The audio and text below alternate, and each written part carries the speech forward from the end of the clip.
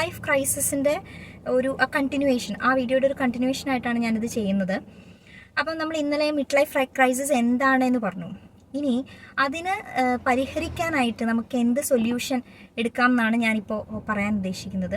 അത് എനിക്കൊരുപാട് ഇതിനെക്കുറിച്ച് വലിയ ജ്ഞാനമൊന്നുമില്ല, പക്ഷെ ഞാൻ മനസ്സിലാക്കി, അല്ലെങ്കിൽ ഈ ടിപ്സ് കൊണ്ട് ക്യൂറായ അല്ലെങ്കിൽ അത് ഹെൽപ്പ് ഔട്ട് ചെയ്യാൻ പറ്റിയ കുറച്ച് ആൾക്കാരെ പേഴ്സണലി എനിക്ക് അറിയാവുന്നതുകൊണ്ട് ഞാനിത് നിങ്ങളിലേക്ക് ഷെയർ ചെയ്യുന്നതേ ഉള്ളൂ.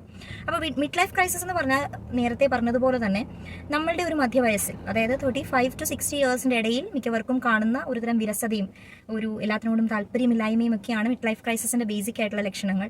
നമുക്ക് നമ്മുടെ ലൈഫ് പർപ്പസ് എന്താണെന്ന് പോലും മനസ്സിലാകാത്ത രീതിയിലൊക്കെ നമുക്ക് വരുന്ന ബുദ്ധിമുട്ടുകളാണ് ബേസിക്കലി മിഡ് ലൈഫ് ക്രൈസിസിലുള്ളത്. അപ്പോൾ ഇതൊക്കെ മാറ്റാനായിട്ട് നമുക്ക് ചെയ്യാവുന്ന ഫ്യൂ തിങ്സ് ആണ്.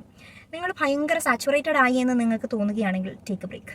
അത് നിങ്ങളുടെ ജോലിയിൽ നിന്നാവട്ടെ, അല്ലെങ്കിൽ നിങ്ങൾക്ക് ഏറ്റവും കൂടുതൽ മടുപ്പ് തോന്നുന്നത് എന്തിലാണോ അവിടെ നിന്ന് ഒരു ചെറിയ ബ്രേക്ക്, ഒരു വലിയ ലോങ് ബ്രേക്കിനെ കുറിച്ചല്ല ഞാൻ പറയുന്നത്, ഒരു ചെറിയ ബ്രേക്ക് എടുത്ത് ഒരു നല്ല യാത്രയ്ക്കൊക്കെ ഒന്ന് പോയി വരുമ്പോൾ നിങ്ങൾ കുറച്ചുകൂടെ റിഫ്രഷ്ഡ് ആവുന്നതായിട്ട് നിങ്ങൾക്ക് ഫീൽ ചെയ്യും. ഇതൊക്കെ എല്ലാവർക്കും ചെയ്യാൻ കഴിയുന്ന കാര്യങ്ങളാണ്. അപ്പോൾ ജസ്റ്റ് ട്രൈ ദാറ്റ് ഔട്ട്. ഒരു ചെറിയ ബ്രേക്ക് എടുത്ത് ഭയങ്കരമായിട്ട് നമ്മളൊരു സാച്ചുറേഷനിലേക്ക് എത്തുന്നു എന്ന് തോന്നുമ്പോൾ definitely you should go for a break. ചിലപ്പോൾ നമ്മുടെ ഒരു പരസ്യത്തിലൊക്കെ പറയുന്ന പോലെ, 5 സ്റ്റാറിൻ്റെ പരസ്യത്തിൽ പറയുന്ന പോലെ ചിലപ്പോൾ ഒന്നും ചെയ്യാതെയും ഇരിക്കും. ഒരുപാട് അങ്ങോട്ട് നമ്മൾ ചെയ്ത് മടുക്കുമ്പോൾ ജസ്റ്റ് കീപ്പ് എ പേസ്, കുറച്ച് കാം ഡൗൺ ആയിട്ട് സെറ്റിൽ ചെയ്യുക. That is one thing.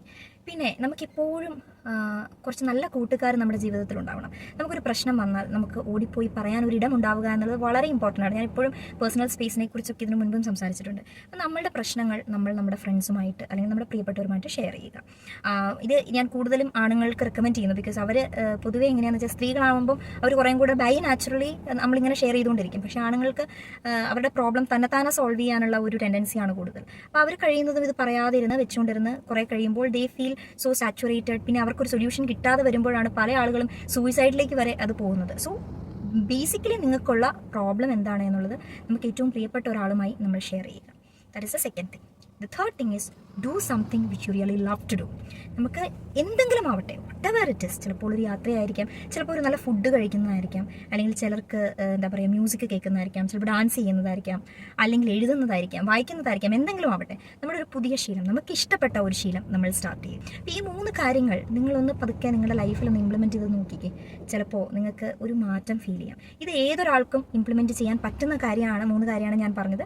Just try using that, doing that. Okay. പിന്നെ വേറൊരു കാര്യം എന്ന് വെച്ച് കഴിഞ്ഞാൽ, നിങ്ങൾക്ക് വളരെ തീവ്രമായിട്ടുള്ള ഒരു ഡിപ്രഷൻ സ്റ്റേറ്റിലേക്കും വിഷാദത്തിലേക്കൊക്കെ പോവുകയാണെങ്കിൽ definitely don't forget to take a clinical help. Okay.